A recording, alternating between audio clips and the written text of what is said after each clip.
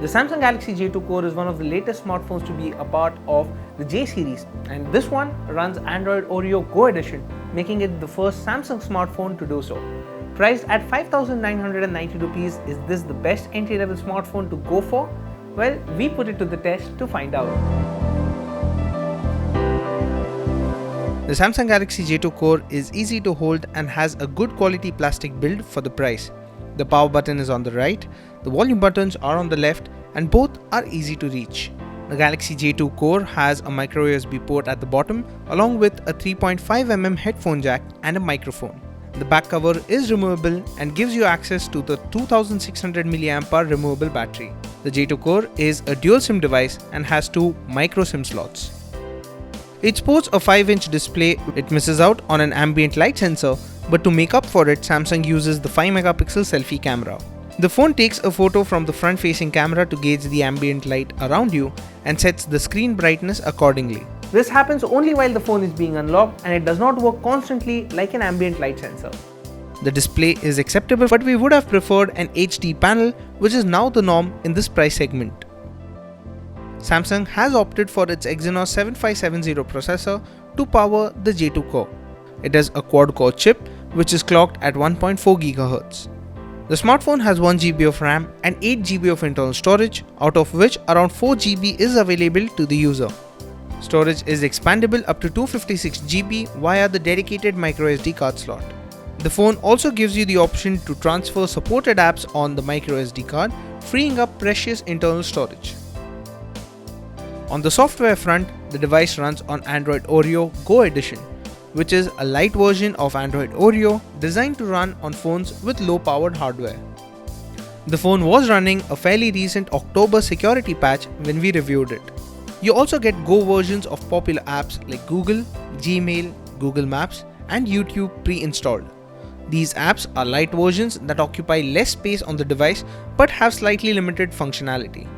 For example, Google Maps Go cannot do navigation and needs Navigation Go to enable this functionality.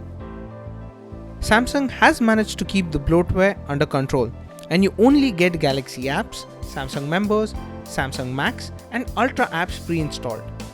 Ultra apps lets you run web versions of apps like Facebook, Instagram, and a lot more while saving on data using Samsung Max. Looking at the spec sheet, we had our expectations in check, but the Galaxy J2 Core managed to deliver a lag-free experience. Basic stuff like browsing through the menus, opening the dialer app, and even WhatsApp was swift on the J2 Core. There is limited support when it comes to games with this smartphone. Asphalt 9 and PUBG were not available, but we could play Angry Birds and Alto's Odyssey with occasional slowdowns. The Galaxy J2 Core offers a great battery life. In our HD video loop test, the smartphone managed to go on for 15 hours and 32 minutes. The phone also has battery saver functionality built in, which when enabled switches off Bluetooth, Wi-Fi and GPS when they are not in use.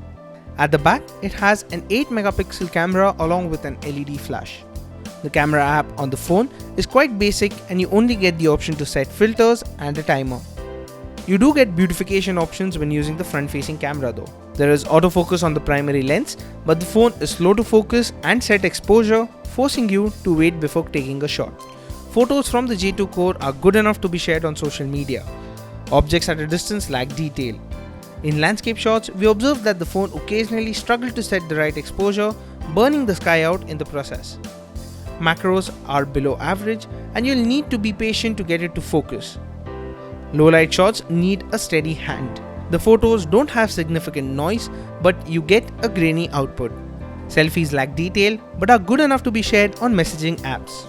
Video recording maxes out at 1080p for both the primary and the selfie camera, but lacks stabilization, which is acceptable at this price point. The Galaxy J2 Core is Samsung's first Android Go smartphone and gets a couple of things right. Despite the low-end hardware and 1GB of RAM, it manages to deliver snappy performance. Battery life is another big plus as it manages to keep idle drain under control. The display and the cameras are where the corners have been cut.